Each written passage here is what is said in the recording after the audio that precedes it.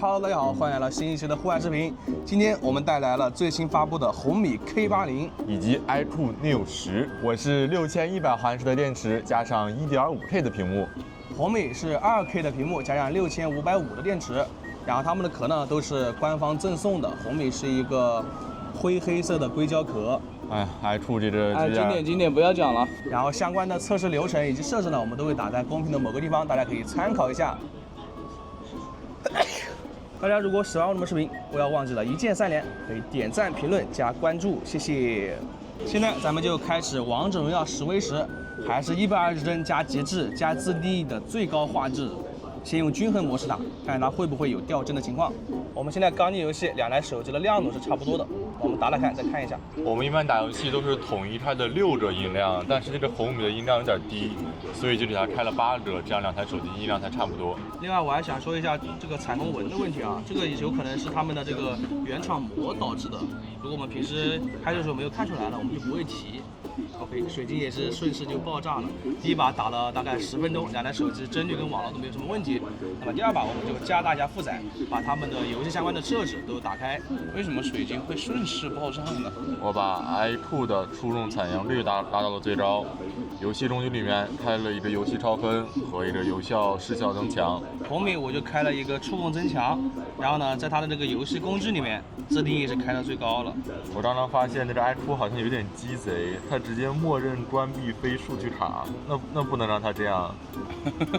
第二把又要10分钟结束。比刚才多了1分钟，还没结束呢。那我要表扬你吗？可以了，还能撑住，拒绝投降。你们今天怎么这么菜呢？你们既然选择离婚，那应该要比之前要更好才对吧？没有更好，没有结果。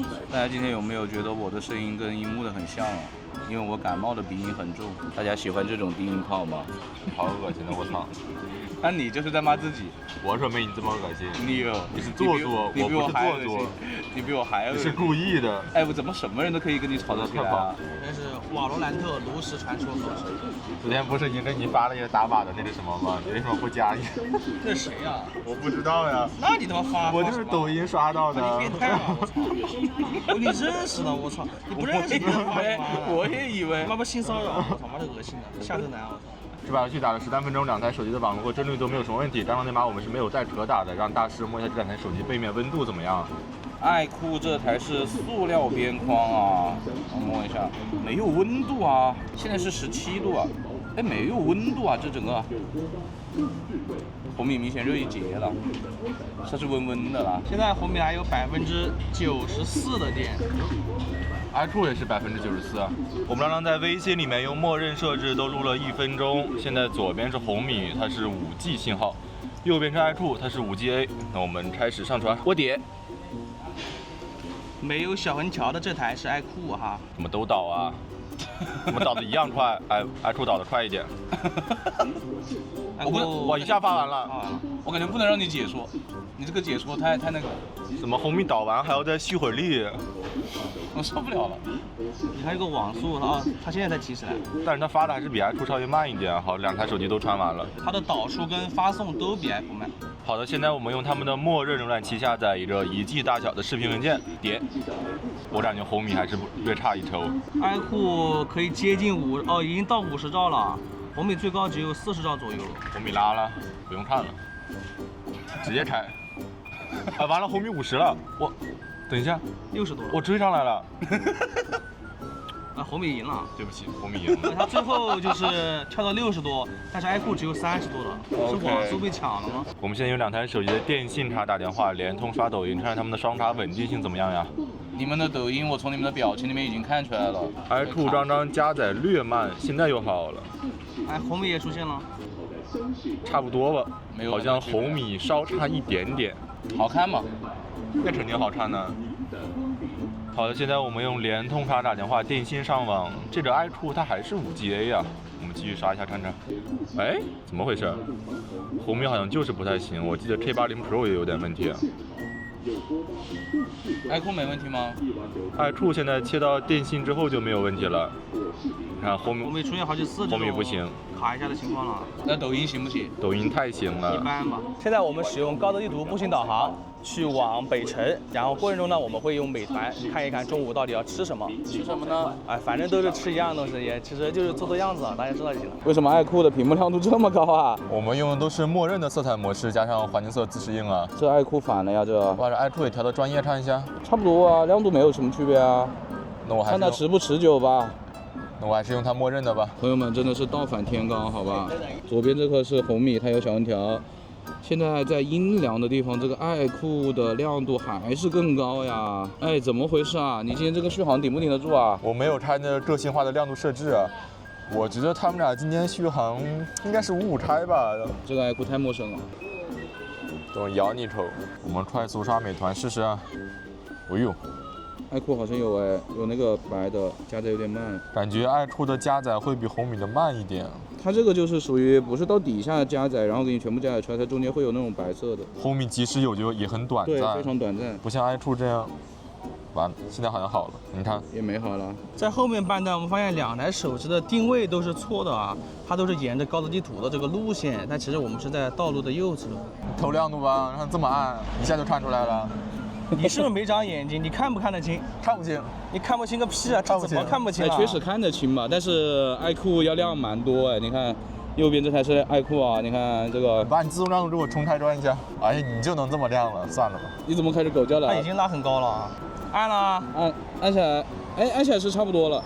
你就是之前自动亮度出问题了，它就是之前自动亮度出 bug 了，一直卡在那个高点了。阴的地方我这个就很正常啊，它那个就太亮了，没必要啊。你这两个现在亮度是差不多了。你叫啊。我们要过这个桥了，快走吧。我们这儿多了一个转盘，导航让我们往东走啊，我们就是那么喜欢往西走啊。哎，你看这个爱酷的亮度不是又起来了吗？怎么说嘛？你看，怎么嘛？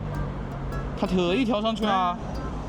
又下去了，那现在还是比你亮啊？有什么用啊？当时续航没我好，我看得清就行了，主打一个够用，你知道吧？主打的一个看着不爽。往西边走了一截之后，红米在这个地方修正了，爱酷是稍微慢一点点的，就慢了3、4米吧。现在导航让我们过马路，在黄兴北路的西侧走呀，我们就不过马路了，继续在这个东边走。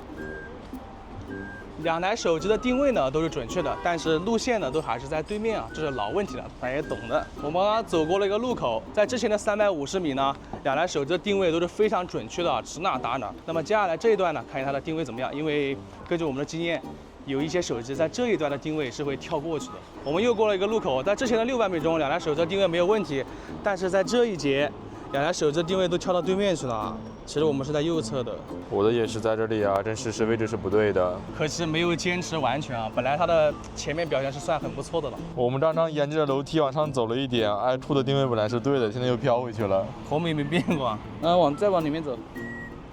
你去理疗一下。你也要走啊？我就不去理疗了吧。对了。你过来。我不要去那里。哎，对了，而且我的路线我也修正了啊。你去我那个位置上去。你去我这儿那个位置。有什么用啊？你过来，你再过来。没变啊，没有任何变化，一直都在左边。这么狠吗？拉爆你了。那你好像是唯一一台在这一节里面切换路线的手机啊。有可能是刚刚往里稍微走了深了一点点。我们导航了差不多40分钟，来到了目的地了。整个导航过程中呢，前半段的时候两台手机表现是差不多的。但是最后200米的时候，明显就是爱酷比红米更好，并且它也修正了新的路线。我们红米甘拜下风，好吧，这个确实后面的很准的，但是红米就一直是错的，它甚至过马路都是错的，而且整体的这个亮度也是爱酷比红米要高一点点的。只是现在的话，这在这个阴的地方就差不多了。现在爱酷还剩77%的电，红米还剩81%。哎，那我们接下来就去吃点东西。你去吧。你不吃啊？我们现在已经来到这个熟悉的厕所了，我们发现爱酷的亮度有点异常高了吧？这是厕所，这么高干嘛？我给它开关一下，会降下去，没什么变化，红米没什么变化。你看它自动亮度多稳定啊！好，现在两台手机都是4G 联通打电话，看一下。速通，小米速通。哎，红米，怎么回事？爱酷？爱酷怎么说？笑什么？爱酷又不是我用的，我不能笑。对，爱酷是你用的。3G 哪里4G啊？实不实说啊？你看，刚才是4G 的，我已经很多年没看到。哇，我很多年没有看到这个了。看看通了，通是通了。啊！H加呀！我感觉信息应该发不了了。哎，左边这个是红米啊，这个有小横条啊。好，我们现在用微信发一个消息啊。等一下，我要报一下，红米它是4G，但是爱酷是 H 加呀。好，来来来，3、2、1，点。不行，我要洗，我要重新开关飞行模式，快点！开不了，差就是差。哎，显示4G了。哎，它现在显示4G 了。发出来了。哦，发出来了。现在我们使用联通刷微博刷新。红米很快。爱酷还跳到5G 了呢。爱酷怎么还跳到5G 了？哦，它也刷出来了。但是速度还是没有红米的4G 快啊。爱酷现在是5G。哎，红米有了，红米刷出来了，但是不动。红米好像还行。爱酷也有了，爱酷也出来了。红米怎么动不了了？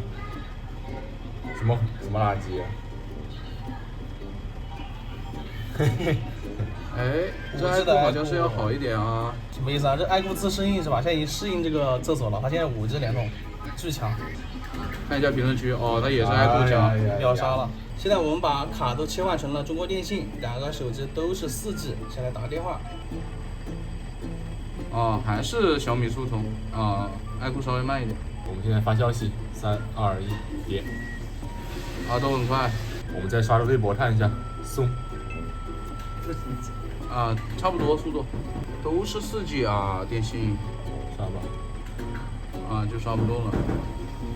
刷都没东西啊。怎么感觉电信都不如联通呢？都能刷出来，但是刷多了可能会加载一下。那这里的信号就是一开始爱酷表现不行，但是后面它变成5G了，信号巨好。电信的2个手机是差不多的，就是适应之后的爱酷会很强，之前的话是红米更好。好了，现在我们来到地下车库了，现在用2台手机扫一下这个地下车库的二维码，2台手机现在都是联通4G，走。没什么区别了，其实。好，现在离这二维码有4、5米左右呀。我们3、2、1，抬，往前走一点点吧。哎，还是爱酷刷好一点啊。我这都要到跟之前差不多了。我看一下啊，20厘米吧，但是离之前那个位置也不是很远了。到这个很暗的地方扫一下我们自己的二维码，微信1米。哦，红米会稍微快一点的。现在你那个二维码大概3米的样子，都没有反应。我记得上次 K80 Pro 是一下就扫出来了。是的，来我们往前走吧。哦，爱酷先扫出来了。放大了。啊，红米还是20厘米吧。那就爱酷扫码望远能力强一点啊，那个近处2个都差不多的。我其实不是很理解为什么2500以下的手机都能够配超声波，5000多的手机却没有。经典位置看一下鬼影，可以看到2台手机都是有一些鬼影的。红米的在这个位置，爱酷的在这个位置，其实都是有的啊，而且程度也差不多吧。我们再看一下这个 HDR 效果，红米的这个很明显就是里面的细节已经没有了。可是爱酷这边啊，它里面的细节还是能看到一些的，所以 HDR 是爱酷会稍微好一点。今天吃午饭难得的要等位置呀，那我们就先开把金铲铲吧。可以看到红米的这最高只能开60帧，加超清加极高，这种我觉得爱酷是完全比不了的，爱酷是能所有全开的，所以我们就以红米为准吧。没有感情为什么要双排啊？游戏是游戏，生活是生活，渣男就是这样呗。开始游戏，荧幕肯定都是剧本呐，哪像你天天看《再见爱人》看的那么的已经好久没看了。我觉得他们都在玩我们，受不了了。经过漫长的等待，我们终于进来准备吃饭了。目前打了20多分钟，2台手机都没有出现什么问题。开香槟了，赢了呀！我感觉跟你有什么关系啊？怎么跟我没关系？在我的带领下，终于获得了胜利。没有你开不了游戏，猜对了。我没打过。你不要来嘛！你是畜生嘛！我没打过。你还说包赢的，我受不了了。你不也没打过？你叫什么？他来人了，要不就打住了。赢了！你真畜生，你谁都打不住啊！菜上完了，我很想吃饭，你们赢了没有？到底？没了。这把经典战我们打了快40分钟，然后这个过程中我感觉我这个红米的发热是有点严重的啊。哎，我的手已经来了，这个比早上那个打王者还严重啊，这个烫好多啊。看一下尼欧没什么温度啊。尼欧就跟早上那个王者差不太多，哇，这已经可以送蓝手宝了，而且最烫的是边框。那么现在我们把手机交给大师，让大师拍一点吃饭的照片。吃饭的照片就拍你们。好的，来拍一下美食。今天感冒了，这个声音可能比较像樱木了。都是默认的，我们不去多调。有 AI 会开 AI，1倍拍全部，2倍拍单张。我觉得爱酷还是蓝厂的那种风格，就是非常的明艳呐。其实红米这个取景框的颜色看上去还是比较的深呐，颜色又鲜艳，对比度高，黑的地方就很黑。但是最终的成片呢，不一定是这样的。现在红米还剩60%的电量，爱酷还剩58%。那我们吃饭期间呢，就看 B 站的直播，并打开弹幕，都是原画画质的。好，现在我们已经把2台手机的亮度在 B 站里面拉到最高了。你爱人呢？错过。好的，我们吃饭的时候看了30分钟的 B 站直播，现在爱酷还剩54%的电，红米还剩56%的电。现在正好是下午的2点，我们今天用了3小时01分钟的手机了。现在我们就要去北辰了，途中呢我们就打微信视频通话。我们先看一下2台手机的前置效果怎么样呀？没有很大的区别，但是感觉爱酷这边其实美颜效果要轻一点点，红米这边就感觉这个美颜的还是明显一点啊。我把美颜开最高看一下，巨光滑这个皮肤。感觉红米这边的要稍微假一点，对，爱酷这边感觉人要稍微有血色一点啊，就我们肉眼看是这个样子的。后置的话，我们已经把美颜关掉了啊。爱酷这个后置感觉好糊啊，别的倒是没有很大的区别了。红米这边明显是要清晰的啊。确实这爱酷的后置表现不太行啊。好糊啊！我天哪，我们走吧。好的，我们刚刚打了10分钟的微信视频通话，现在我们来进行5分钟的刷微博。现在2台手机自动亮度都已经拉满了，左边用小红条的是红米，它2个都是5G，右边是爱酷，它的联通是5G-A。那我们现在开刷，可以看到2台手机都开了环境色自适应，这个红米稍微有一点黄，好像。亮度的话，现在是爱酷的明显要高一点的啊。今天红米总是你用的了吧？怎么了？这微博很正常啊。正常吗？正常啊。现在的气温显示的是21度，阳光是比较大的，而且可以看到的是红米的前置摄像头好像是比爱酷的要稍微小一点。现在刷了快2分钟了，爱酷好像还没有降亮度啊。今天的爱酷真的太陌生了，现在刷了快3分钟，爱酷当中突然降了好多亮度啊。但还是比红米要稍亮一点点。红米就是缓慢的降的，爱酷就是突然一下就降下去了。红米又降了大概3分半的时候，红米现在的亮度又明显比爱酷要低了啊。红米又降了吧？来，又降了，又降了。爱酷应该也降了点了，但是现在爱酷还是会比红米要亮一档的。等一下，爱酷是不是突然又变暗了？红米也变暗了呀！哇，刷了快5分钟的时候，2台手机突然又变暗了，但还是爱酷比红米亮哎。你看亮度现在都是拉最高的，我感觉红米现在已经快看不见了。爱酷就勉强还能看清吧。那么最后的结果就是这样了。OK，那我们现在来摸机吧，先来摸这个红米 K80，硬要讲。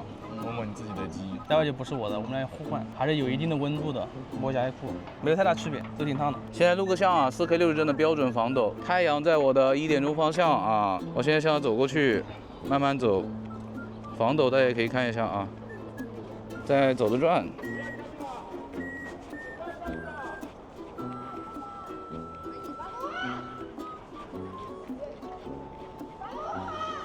跑过来。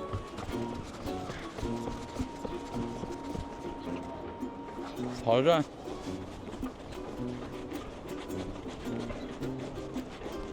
在这个拍摄过程中，一直是爱酷的屏幕要亮一点哦。那接下来就再拍一点照片，先用人像来拍一下啊。红米就是24和35，爱酷多一个50，那我就拍2435，50我也拍一下吧。红米我就50不用人像了，都是默认的，我不去多调。那我再往远处随便拍一点啦。这2台大家应该对他们拍照效果没有什么期待吧？哇，这超广角真拉呢，5倍都已经糊得不行了，那就10倍吧。10倍这也太糊了，哎，就拍到10倍吧。拍一下这边的楼啊，上一次感觉红米的取景框特别的蓝，我现在来拍一下这个取景框还是蓝的过分。但是要说一下，我们是 AI 都是开的，因为有一些手机它的 AI 不能关，所以我们的 AI 呢是会默认把它打开的，但是红米这台手机本身它那个 AI 不是默认开的。iQOO 我们这边用的就是鲜明啊，虽然它是鲜明，但是这个取景框看上去还是没有红米的蓝。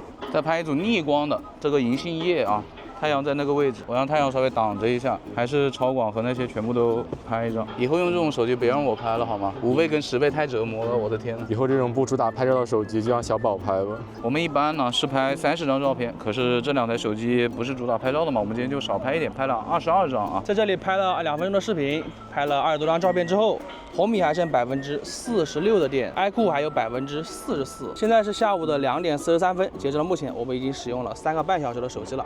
那么接下来我们就高德地图打车去书艺商业草喝点东西。好的，我们上车了。2台手机都有3D 吃到机导航，左边带黑色壳的是红米，右边是iQOO。现在iQOO是稍亮的，我们都手动调一下自动亮度看一下。哦，iQOO下去了，红米没什么变化。现在亮度的话就差不多了。2台手机都认为我们在主路上，但其实我们是在辅路的。我们刚刚又手动切换到了辅路，然后我们现在还在辅路上面行驶。我看看啊，嘿嘿。哎呦，就不是很智能，就是想让我们走主路。不是，主要是我们也没到主路上去啊，他就播了一个我们往左边去。现在对了。现在2台手机有识别到我们在辅路了。你看，我们还在辅路上面行驶，又给我们切换到主路了。哎，我刚说它又切回去了。红米现在对的。啊，我们在这辅路上。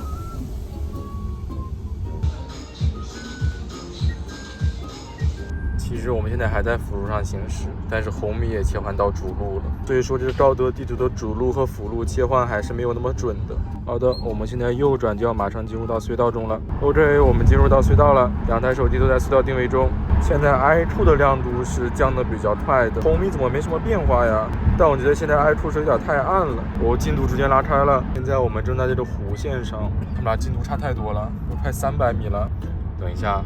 iQOO 是不是提前太多了？你看 iQOO 就卡在那儿不动了，一直是67米。红米又落后太多了，我的天哪，又是一个提前一个落后。现在我们进入到左侧的岔路了，红米慢太多了，这红米进入岔路了啊。但是 iQOO 为什么也不动呢？哦，动了，几乎是同时动了。哦，等我看一下出隧道谁快一点。好的，2台手机出隧道的速度差不多。我们现在已经汇入到主路了，现在iQOO的这个亮度提起来了。我们现在已经下车了，刚刚我们导航了快半个小时，在前半段直路上呢，2台手机的主路跟辅路的切换呢都有一点问题啊，但相对来说还是红米的更加灵敏。然后在隧道的时候呢，2台手机都出现了一定问题，一个反应太快，一个反应太慢，在那个过弯道的时候都顿了一下，卡住了。现在iQOO还剩39%的电量。红米还剩41%。现在是下午的3点32分，我们今天已经使用了4小时2分钟的手机了。Hello， 我又来蹭吃蹭喝的。吃什么？吃共享单车啊？你刚问什么来着？我说这个iQOO这个亮度行不行啊？好，现在50以下了，我们2个换手机了。这个iQOO今天的亮度巨行啊！来，陌生，我跟你说。现在我们来共享单车扫个码。还真是哦，它这个亮度。怎么我有转照了？那就再来一次。快一点，这把2台手机差不多，并且红米也没有转照了，感觉是红米加载快一点，扫的速度都差不多的。现在咱们再来扫一个书艺商业草外面的码，还是用支付宝啊？差不多。红米稍快一点。哎呦，被网络制裁了。扫码速度是差不多的哈。我们现在已经来到书艺商业草了，但是今天的位置呢跟之前有所变化，这里的信号可能会稍微好一点，所以呢我们就先打游戏啊，晚点呢等里面有位置了，我们再去测一下信号。第一把王者荣耀还是10 v 10，我们把游戏相关的设置都打开，然后使用均衡模式。刚刚你知道他们的亮度表现，那你觉得他们发热谁好一点？iQOO 可能会好一点吧，因为我自己平时也是拿iQOO打游戏的，所以我就觉得它那个散热还不错。金属中光它导热强一些嘛，它不会，那它不会显得更烫一些吗？2台手机现在亮度是差不多的，但是这个iQOO的一开始就是黄的，它也是4G 啊，它也是4G，一直在黄啊。红米的延迟也不低，低，比较高了啊，一直黄了，我没见过绿色的。我觉得红米也有一点延迟，也是有点拖动不爽。进游戏1分多钟之后，iQOO恢复正常了，现在它是绿色的。红米刚刚就黄了一下，然后就没有问题了。我把iQOO刚刚往红米凑近了一点，怎么变红了？是不是影响我信号？传染是吧？我刚刚也变红了。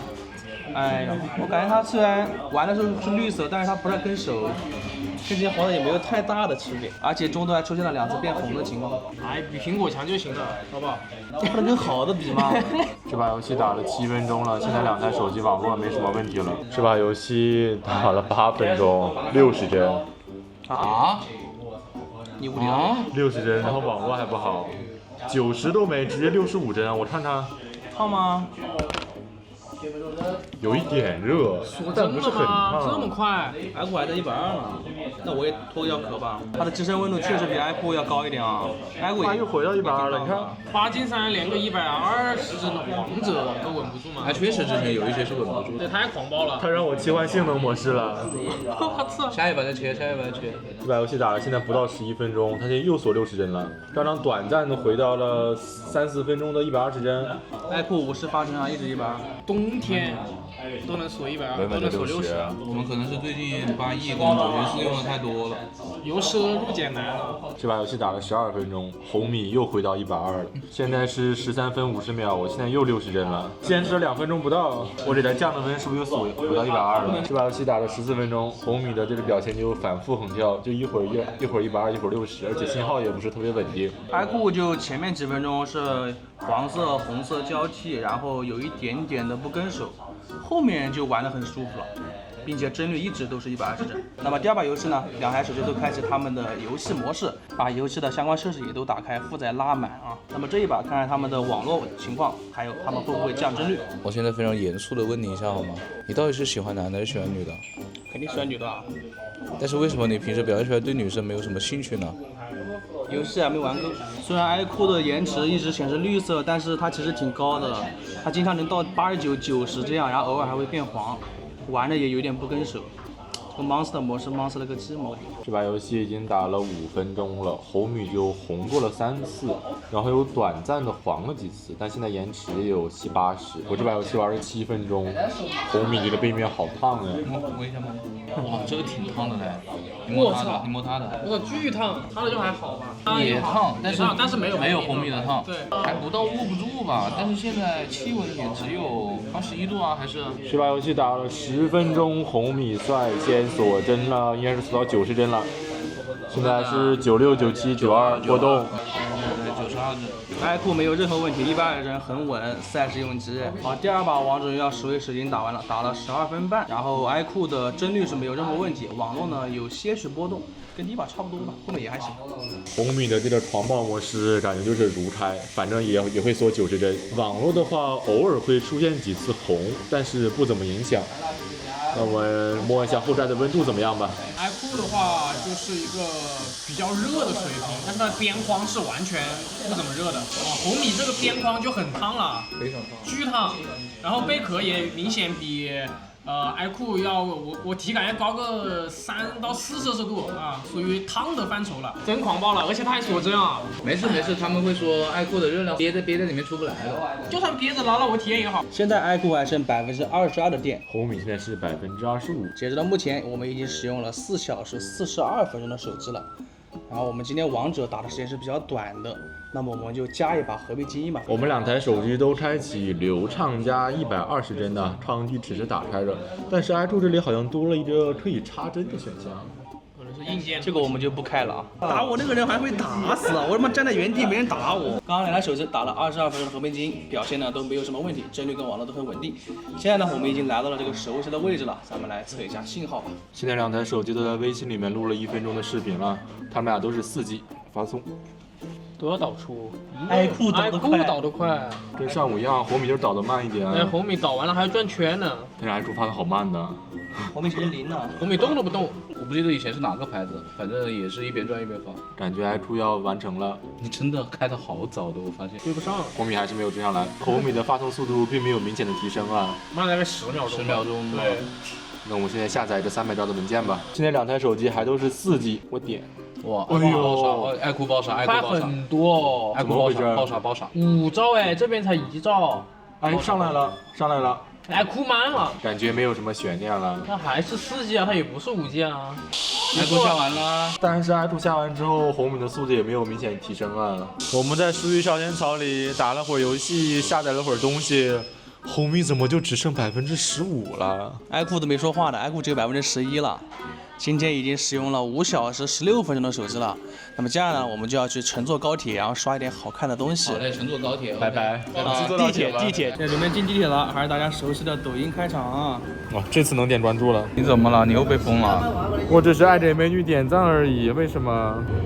你太过分了，我觉得。可以点，可以专注吗？不可以。你为什么要特意的喊我来看这个呀？好丝滑呀，这有60帧好像。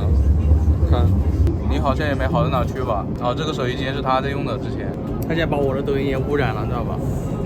我的抖音已经刷不出来其他东西了。我的抖音明明还有羽毛球的，你不要说。你又怎么了？点赞都点不了。点赞都点不了了？怎么了？怎么了？你看看红米信号好像不太好呀。我们现在过河。哦，现在好了。红米刚卡了一下啊，爱酷没问题啊。爱酷也有，爱酷也爱酷也不行了。都卡了。大家看到现在这种严肃的表情，应该知道我们要换小红书了吧？我在抱着艺术的眼光在欣赏作品。你怎么小红书也这样了？我刚刚红米在刷小红书的时候，感觉图片加载好慢呢。现在好像又没问题了。爱酷有点慢。我们其实好久没有在这个地铁上刷这种东西出现问题了。爱酷有问题。你看，爱酷白了呀。那这个E3更有E3高，好吧？又刷了10分钟的小红书，现在换成了，正好再刷会儿淘宝吧。特制布朗普洱。我们从地铁上出来啊，在地铁上呢，我们已经刷了25分钟的信息流。两台手机在地铁上刷信息流都有一定的延迟，总的来说的话是红米稍好一点点，但是我们已经很久没有碰到这样的情况了，所以说这两台手机的信号表现都一般般吧。现在红米只剩8%了，爱酷只有5%了。现在是晚上的5点32分，我们今天已经使用了5小时42分钟的手机了。那么接下来呢，我们就使用百度地图步行回之路，穿一下南门口的巷子。今天是周日啊，人比较多，所以可能信号也会相对来说更差一点。他今天正常吗？他今天的裤子又被穿上了啊。我们现在走一下回头路。怎么感觉今天没这么黑啊？上次来好黑了。你要弹它啊？你没有？我感觉这边的居民都会觉得很奇怪，为什么隔三差五就会有人过来在他们这边散个步啊？我们步行了13分钟，走了900来米。现在来看一下他们的步行轨迹，右边是爱酷，左边是红米，起始位置都差不多。可是走着走着，这个红米就不对了，它这个幅度也太大了。我们是斜着走的呀。进到巷子里差不多。差不多。那都是对的，都是对的。回头路这个位置就没有很大的区别了啊。不是沿着这条路走的吗？对啊。那红米离这个路要远一点，爱酷要离得近一点。你这一节什么？红米这一节？你这一节？我们应该在这里吧？对，爱酷其实也不太对，但是它比红米还是好一点了，它至少是往下的。那小池这个位置没有很大的区别了。然后后面这一节都在穿楼，都在穿。从龙中间走，差不多吧。就是都还可以。沿着路走。这一条路的话是红米要稍好一点，然后我们再沿着古潭街这个拐弯都还行。古潭街的话就都没有在路上，但是离路偏的也差不多，总体就是差不太多吧，没有很大的区别了，一般般吧都是。现在爱酷还有2%的电，红米还剩4%的电。截至目前已经使用了6个小时的手机了，这最后一点电怎么说？我们视频通话吧。我们刚点进微信视频通话，爱酷就只剩1%了，我们就不拿架子了，我们就手持吧。红米现在还剩4%啊。又找了一个很浪漫的地方打微信视频通话，大家看看。虽然现在已经再见爱人了，但是浪漫还是要有的。下一季再见爱人你们去不去啊？我不去，我又没有表演型人格，我们感情很稳固的。他这还不表演呢，我的天哪！你们的感情稳固，这不就是在演吗？你看两只狗，真的好看，朋友们。虽然灯还没有开，但是这个天非常的绝美。这个后置真的太糊了，这爱酷的后置我都看不清这个是啥。啊，红米这个后置就明显要清楚一些，稍微好一点。爱酷这个是360P，就有那种蒸汽波的那种风格，你懂吗？复古的。打了3分40多秒啊。算打了4分钟吧，好吧。啊，这个模式是只能打电话，加10分钟是5个小时，是6个小时05分钟。快点看一下，快点看一眼，快点看一眼。啊，6小时，点。啊，6小时4分钟 ，OK。啊，没电了啊，这个只那它就能打电话的。对，它不能干别的。此时红米还剩3%的电量，我们干脆让它打完吧，它也没多少了。没东西跟他打，现在那我跟你打呗。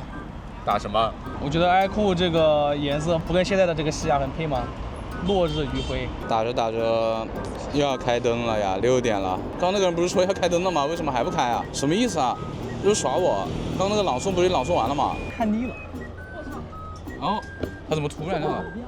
哎，这次为什么不是一层一层的？对啊，这次是突然亮的。在 iQOO 关机之后，红米又打了快10分钟的微信视频通话，它现在马上就要没电啦。所以今天红米的整体续航时间就是6小时15分钟。2、1，好的，6小时15分钟。那么接下来呢，我们会给大家进行一波总结，待会儿见。好了，朋友们，现在来总结一下，我这台 iQOO Neo 10的续航时间是6小时5分钟，红米的亮屏时间是6小时15分钟，比它多打了10分钟微信视频通话。然后我这台是6100的电池，1.5K。那我觉得6550的电池加上2K 的屏幕，整体来说就续航稍微好一点点吧。但是1.5K 跟2K 这个日常使用，反正我们是看不太出来，但是这个看大家取舍了。然后说一下今天的整体使用表现吧，多方面基本上都是 iQOO 更强，比如说微信上传以及文件的下载都是它稍快一点，它的定位以及轨迹的修正是比红米稍微好一点的。后半段还跑到了马路对面，就跟之前手机一样老毛病嘛。这台 iQOO 也是我们测过了这么多手机里面唯一一台在后半段修正了路线的手机啊，表现很好。还有这个打游戏，我们 iQOO 对吧？这个电竞用机啊，这红米均衡模式锁帧，这个狂暴模式还锁帧，你自己说说吧。辩解一下，我均衡模式锁的是60帧，狂妄模式锁的是90帧。然后网络的话，在那个信号比较差的书记商园草是差不太多的，但是在那个信号非常差的厕所，他们的联通卡是互有胜负啊。一开始这个 iQOO 莫名其妙跌到了3G，甚至是 H 加，后面呢又蹦到了5G，信号巨好。红米呢就是比较稳定嘛，就是4G。电信卡他们俩是差不多的，但双插稳定性来说，红米还是稍差一点的。我们一边打电话一边刷抖音，红米就会频繁的出现那种抖音要加载的情况。两台手机的扫码情况来说，大部分情况下都是 iQOO 比较好，无论是白天呢还是比较昏暗的地下车处。我还要提一点的是，红米这个第3代骁龙8不知道为什么这么频繁的发热呀。两台手机的处理器是一样的啊，在打游戏的时候它就比 iQOO 烫很多，这种信息流软件它整体也是温温的，就是不知道怎么调的。iQOO 在同等的情况下，那个机身的温度真的不高嘞，都比红米要低一档的。我不知道是不是因为这个塑料中框的原因啊，但是它后背的话也是红米更高呀。